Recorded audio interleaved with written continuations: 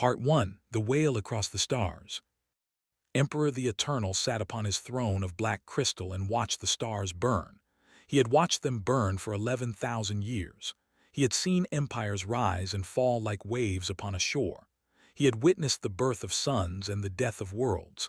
Nothing surprised him anymore. Nothing moved him. He was old beyond counting, powerful beyond measure, and utterly alone in his greatness. The dragons of the hegemony were the most feared beings in the known universe. They were not the small lizards that crawled upon primitive worlds. They were giants of scale and fire, creatures born from the hearts of dying stars. They stood 40 feet tall. Their scales were harder than any metal. Their breath could melt starship hulls. Their minds could calculate the movements of galaxies. They had conquered half the universe, and the other half trembled at their name. Was the greatest of them all. He was their monarch, their emperor, their living god. His word was law across 10,000 worlds. His fleet numbered in the millions. When he spoke, reality itself seemed to listen. On this day, his flagship moved through a region of space called the Null Expanse. It was an empty place, far from the trade routes and the conquered worlds. There was nothing here worth noticing, nothing worth stopping for. The sensors detected the human ship at the edge of their range. It was a small vessel, badly damaged, drifting without power. The officer who noticed it almost did not bother to report it. Humans were nothing to the hegemony. They were a young species, barely 300 years into their space age. They were small and soft and weak. They lived such short lives that a dragon could blink and miss an entire human generation. They were considered vermin by most of the hegemony. Pests to be ignored or swatted away. But protocol demanded all contacts be reported, so the officer sent the information to the bridge. Glanced at the data with ancient eyes.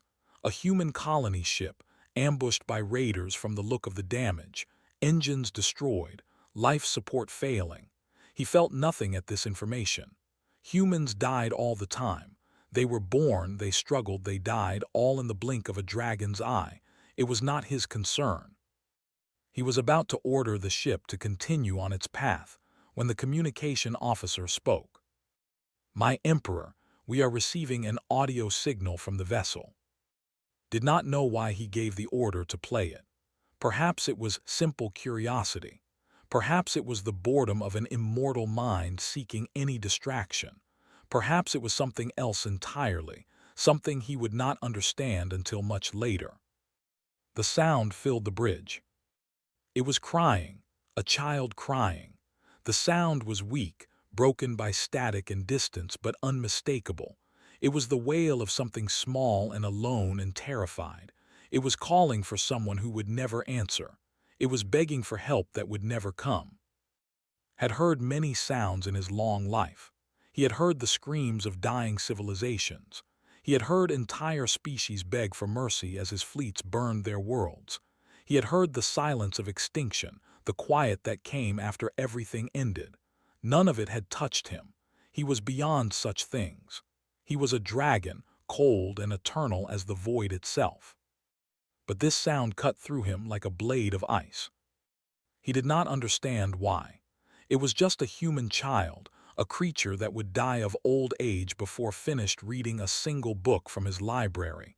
It was nothing. It should mean nothing. Yet the crying continued, and found that he could not look away from the sensor display. He could not order the ship to move on. He could not do anything but listen to that small, desperate voice calling out into the darkness.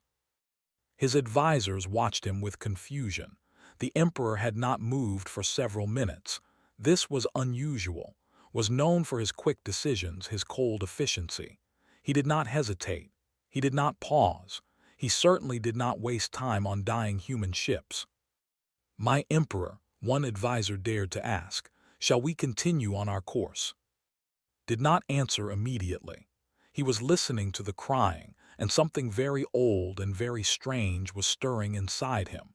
It was a feeling he had not experienced in thousands of years. He almost did not recognize it. It was pity. It was compassion. It was the impossible urge to help something weaker than himself. "No," he said, and his voice was quiet in a way his officers had never heard. "Alter course. Intercept the human vessel." The bridge went silent. Dragons did not help humans. Dragons did not help anyone. The strong survived and the weak perished. This was the way of things. This was the law of nature itself. "My Emperor," the senior advisor said carefully, "the vessel is beyond saving. The humans aboard are certainly dead or dying. There is nothing to be gained from." "I did not ask for your counsel," said, and now his voice was cold again, cold as the void between stars. "I gave an order, follow it." The ship changed course. It moved through the darkness toward the drifting wreck of the human vessel, and all the while the crying continued, growing clearer as they approached. Told himself that he was merely curious. He told himself that he wanted to study this strange species, to understand why they felt so deeply for their young.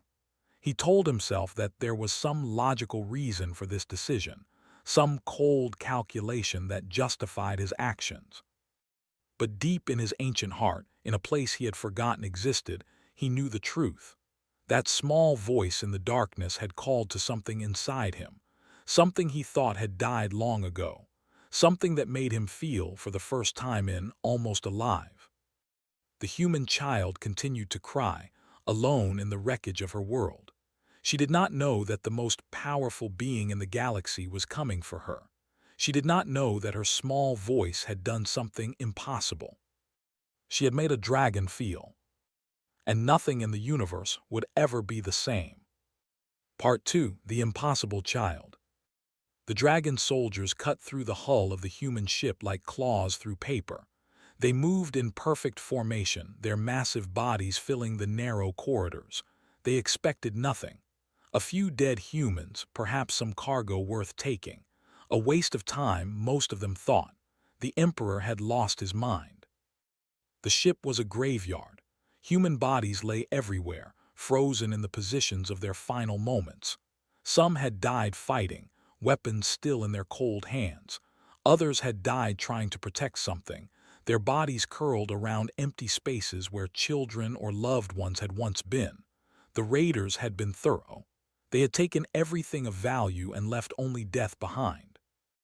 The soldiers moved through the ship with practiced efficiency. They counted bodies. They checked for survivors. They found none. The humans had fought hard, but they had been outmatched. This was the way of things. The weak fell before the strong. Then one soldier reached the cargo hold. The hold was filled with scattered containers, their contents spilled across the floor. Emergency supplies mostly. Food packets, water containers, medical equipment. The raiders had not bothered with such things. They wanted valuables, not survival gear. The soldier was about to leave when he heard something. A small sound, almost too quiet to notice. Breathing. Something was breathing in the cargo hold. He followed the sound to a large container in the corner. The container had been sealed from the inside. Someone had hidden here, sealed themselves in, and waited. The soldier tore the container open with one massive claw. Inside, wrapped in emergency blankets and surrounded by empty food packets, was a human child. She was tiny, even by human standards, perhaps 4 years old. Her face was dirty, streaked with tears. Her eyes were red from crying. She had been alone in the darkness for what must have been days, surviving on the supplies her parents had packed for her. The soldier stared at her. He had killed humans before, many of them. It had never bothered him. But this small creature looking up at him with those wide, wet eyes made him hesitate. He did not understand why. He raised his communicator to report the find. "We have a survivor," he said. "A human child, awaiting orders for disposal." The response came immediately, but it was not what anyone expected. It was the Emperor's voice, direct and clear. "Do not touch her. I am coming." The soldiers exchanged glances. The Emperor was coming, here, to this ruined human ship for one small child. It made no sense. Nothing about this day made sense. Had not set foot on a vessel this small in 3,000 years. He had not lowered himself to walk among common soldiers in even longer. But now, he moved through the broken corridors of the human ship, and the soldiers stepped back in shock as he passed. He reached the cargo hold. He looked down at the child. She was so small, so fragile. He could crush her with a single claw without even trying. She was nothing compared to him, a mayfly next to a mountain, a spark next to a star. And yet she looked up at him, at this creature from her species' darkest nightmares, and she did not scream. She did not run. She reached for him. "Help," she said. Her voice was hoarse from crying, weak from hunger, but steady. That one word, carried by the translator in his ear, hit harder than any weapon ever had. He knelt. He, the emperor of the draconian hegemony, ruler of 10,000 worlds, knelt before a human child. His soldiers watched in stunned silence. Some of them would later say they must have imagined it. Their emperor did not kneel. Their emperor bowed to nothing and no one. But he knelt now, bringing his massive head closer to the child's level. He studied her with eyes that had seen galaxies born and die. He searched for something in her face, though he did not know what. The child showed no fear. She had been alone in the dark for so long. She had heard the fighting, heard the screams, heard the terrible silence that followed. She had cried until she could not cry anymore, but now someone was here. Someone had found her. She did not care that he was a monster. She did not care that he was not human. He was big and strong and here, and that was enough. She smiled. It was a weak smile, tired and hungry but real. "Big," she said, pointing at him. Then she raised her arms, the universal gesture of a child wanting to be held. Looked at those small arms reaching for him. He thought of all the worlds he had conquered, all the species he had destroyed, all the power he held in his ancient claws. He thought of his cold, empty throne, his endless years of nothing but duty and war. He reached out and lifted her. She weighed almost nothing. She fit in one of his claws like a bird in a giant's palm. She should have been terrified, held by such a creature, but instead she leaned against his scales and closed her eyes. Tired, she whispered, hungry. Turned to his soldiers. Their faces showed their shock, their confusion, their fear. They did not understand what was happening. Neither did he. "Find food suitable for human consumption," he ordered. "Prepare quarters on my ship. Medical staff are to examine her the moment we return." "My emperor," one soldier dared to speak, "what shall we do with her after? The standard protocol for human survivors is—" "There is no standard protocol," said. His voice was quiet, but it carried the weight of absolute authority. "She stays with me." He carried her out of the graveyard ship, this tiny creature who had lost everything, who had every reason to hate and fear his kind. He carried her into the light of his flagship, into a world she could never have imagined. And the child, exhausted beyond measure, fell asleep in the arms of a monster. She did not know that she had just changed the course of galactic history. She did not know that her simple act of trust had cracked something open in an ancient heart. She knew only that someone had finally come, and she was no longer alone. That was enough for her. It was more than enough for, though he would not understand why for many years to come. Part 3. The Court Recoils. The news spread through the draconian hegemony like fire through dry grass. The emperor had brought a human to the obsidian palace, not as a slave, not as a prisoner, not as a specimen for study, as a ward, as something to be protected and cared for. The noble houses could not believe it. They sent messages demanding explanation. They held secret meetings in their ancient halls. They whispered that their emperor had finally gone mad. 11,000 years was a long time, even for a dragon. Perhaps the weight of ages had finally broken his mind. But ignored them all. He had the child settled in quarters within the imperial wing itself, rooms that had stood empty for. He assigned tutors to teach her the draconian language. He brought physicians to study her fragile human body and ensure her survival in the palace's harsh environment. He did all of this himself, personally overseeing every detail. The child's name, he eventually learned, was Maya. She had been traveling with her parents to a new colony world when the raiders struck. Her parents had hidden her in the cargo container, given her everything they could to help her survive, and gone out to fight. They had died protecting her, and she had lived because of their sacrifice. Maya did not speak for the first few days. She ate when food was given, slept when she was tired, and watched everything with wide, careful eyes. The dragons around her were terrifying, but none of them hurt her. The massive emperor who had rescued her came to see her every day, and though he barely spoke, his presence was strangely comforting. On the fourth day, she asked her first question. "Why am I here?" Had been sitting in her quarters, reading reports on his data pad while she ate her evening meal. He looked up at her question, surprised.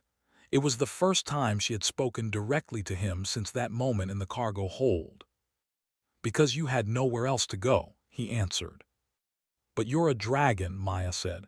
She said it simply, without fear or judgment, just a statement of fact. "Dragons don't like humans." "No," agreed, "we do not." "Then why did you save me?" It was such a simple question, a child's question, but had no simple answer. He had asked himself the same thing many times since that day.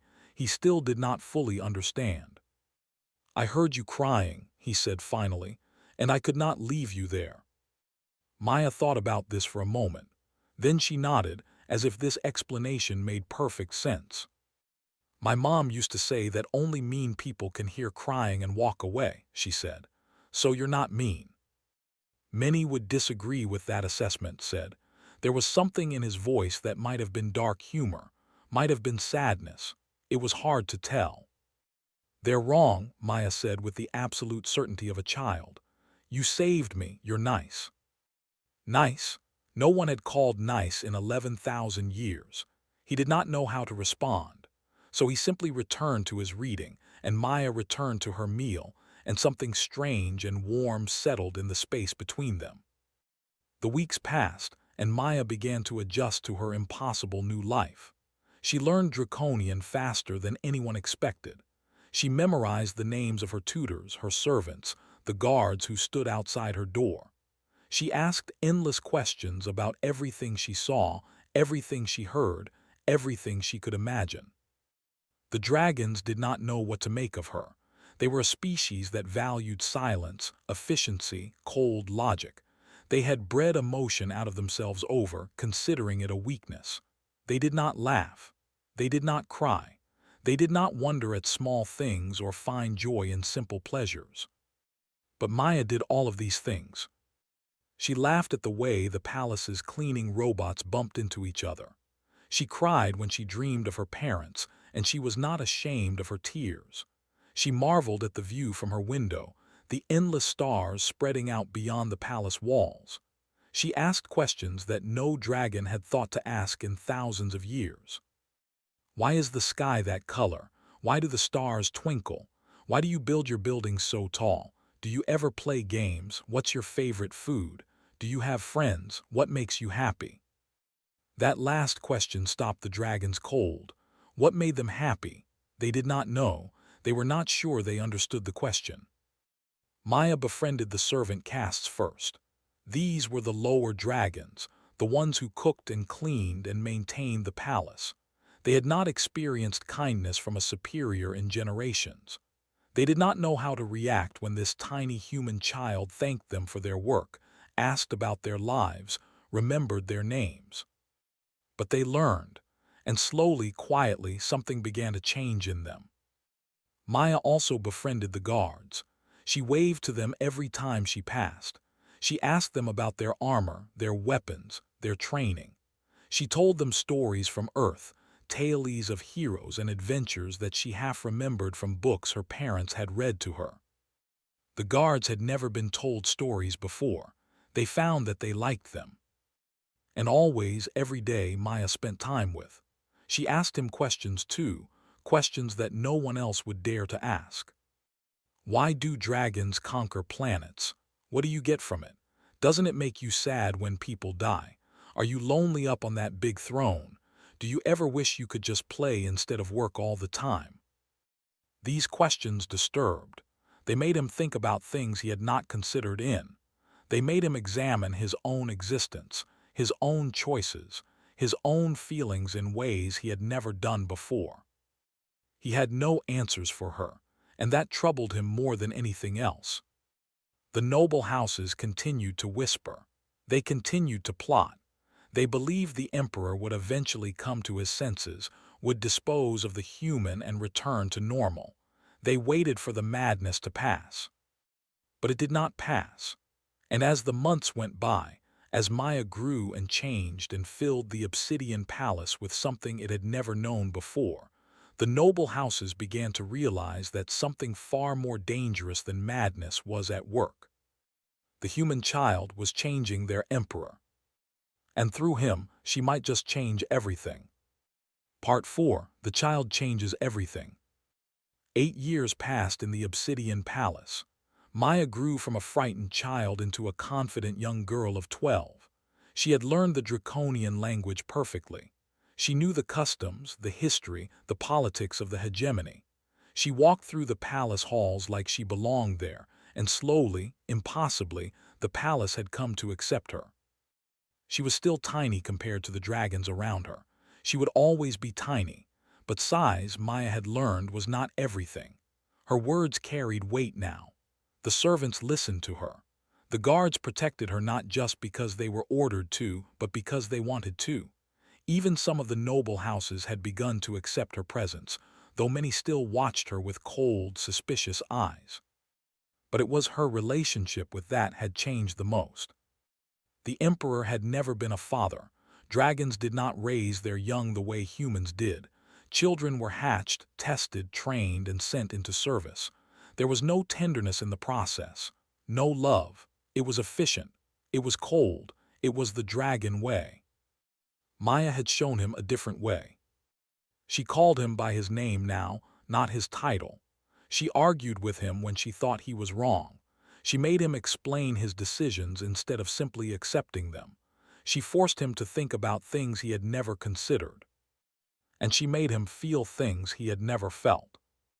When she succeeded at a lesson, he felt pride. When she was sad, he felt a strange ache in his chest. When she laughed, something in him lightened. He did not understand these feelings. They were foreign, uncomfortable, sometimes even painful, but he would not give them up for anything. He had come to love her. It had taken him years to accept this truth, but he could no longer deny it. He loved this small human creature with her fragile body and her burning heart. He loved her in a way that dragons were not supposed to love. And it was exactly this love that made what happened next so terrible. It began with a cough. Maya had been studying in the palace library when she started coughing. The tutors thought nothing of it at first. Humans coughed sometimes. It was normal for their weak bodies. But the cough did not stop.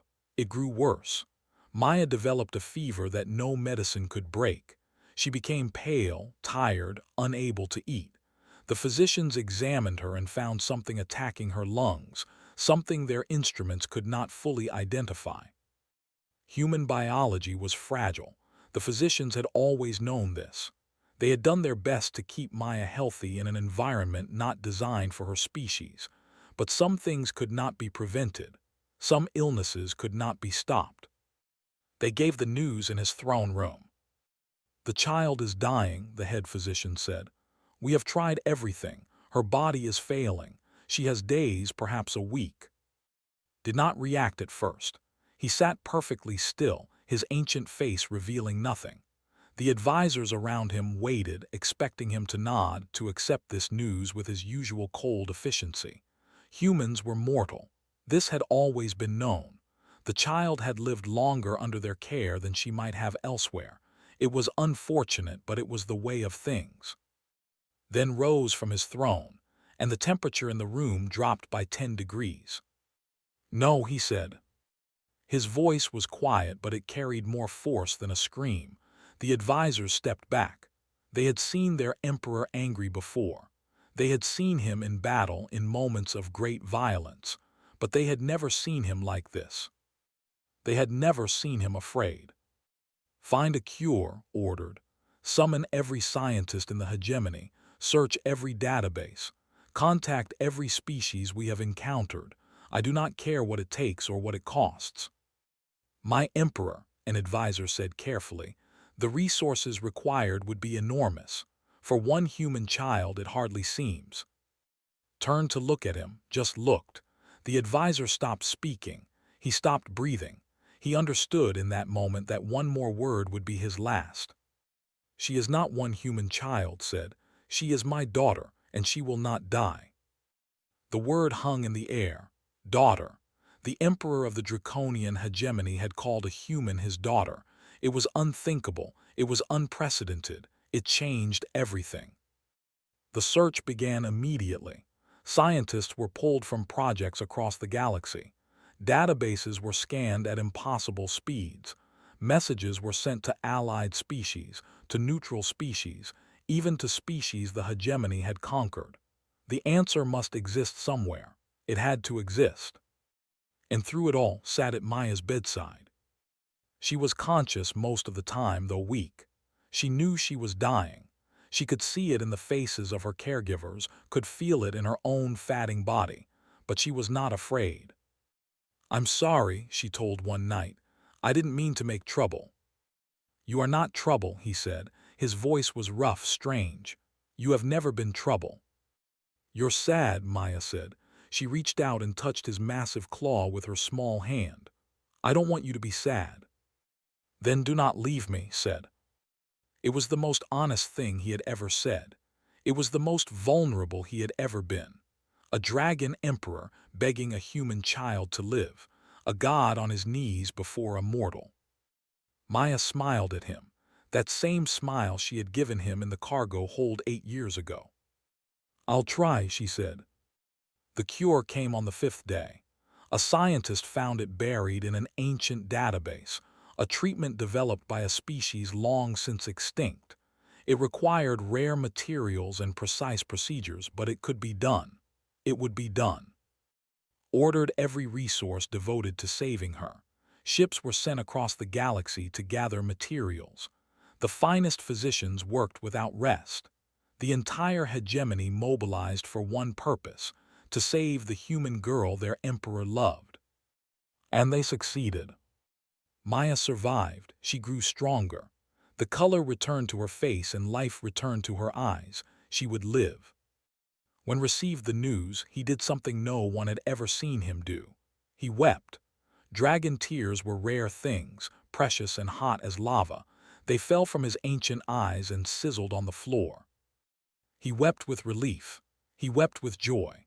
He wept with a love so powerful it had cracked open his ancient heart and made him new again.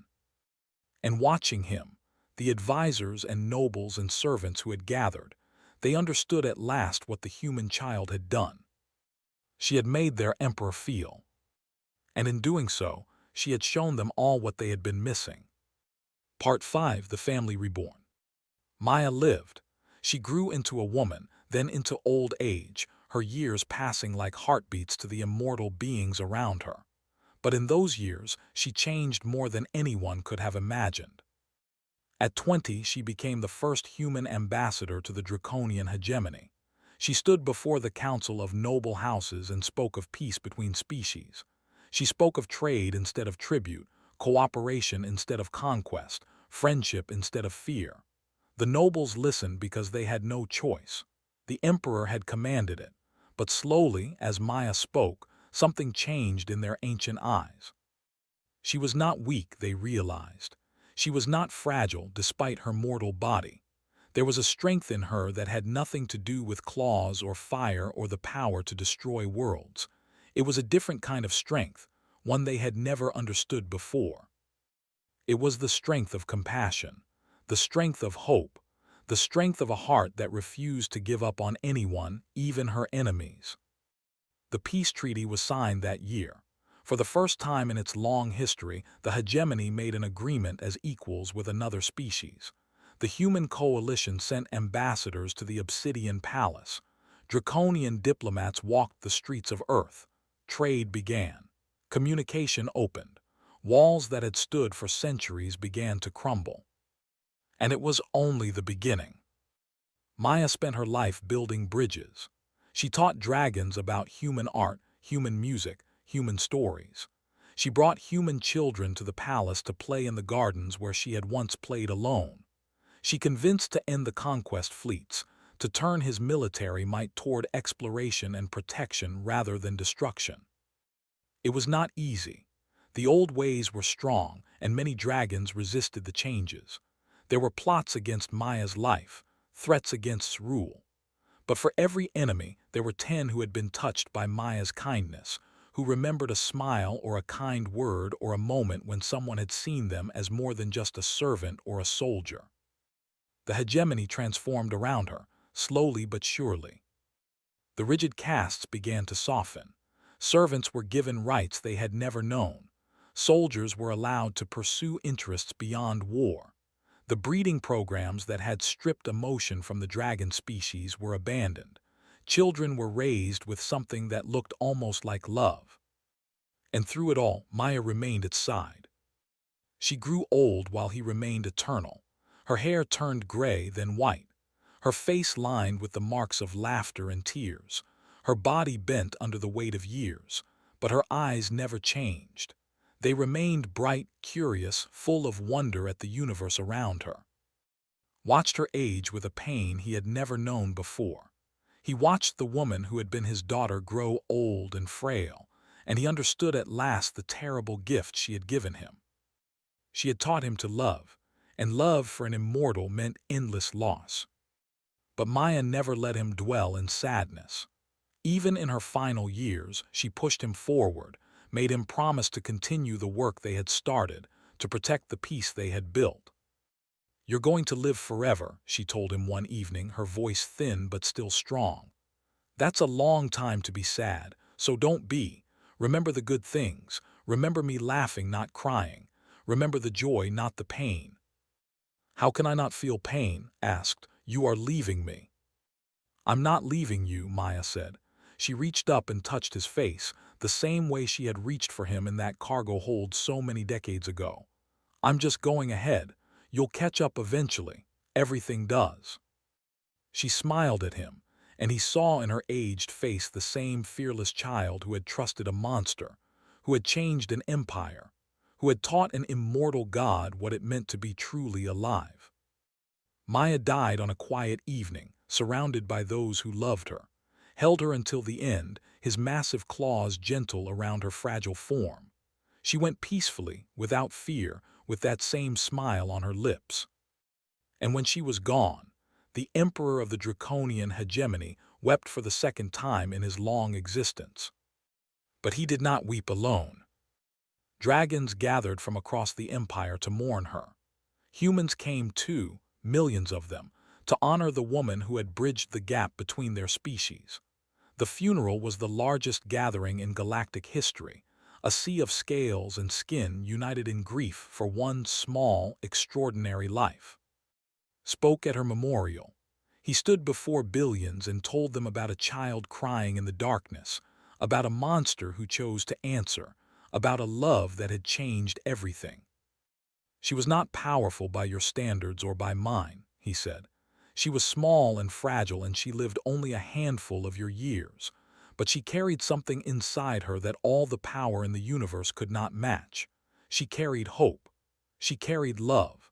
She carried the belief that even monsters can be kind if someone is brave enough to reach for them."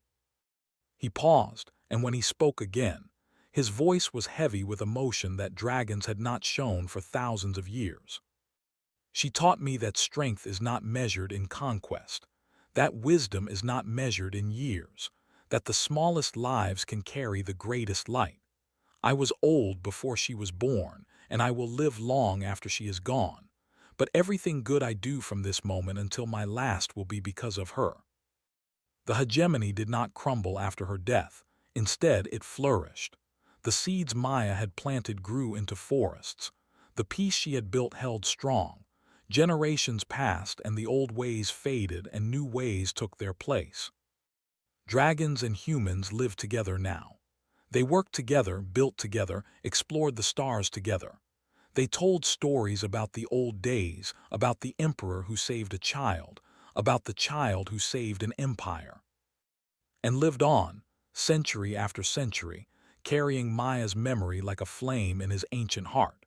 He ruled with wisdom and compassion, always asking himself what she would think of his choices, always trying to live up to the faith she had placed in him. Sometimes, late at night, he would walk through the palace gardens where she had once played. He would remember her laughter, her questions, her endless wonder at the universe. He would remember her hand in his, small and warm and fearless. And he would smile, because she had been right in the end. The joy was stronger than the pain. The love was stronger than the loss. The light she had carried would never go out, not as long as he remembered, not as long as anyone remembered. A child cried in the darkness, and a monster answered. And in answering, he found what he had been missing for 11,000 years. He found family. He found love. He found himself.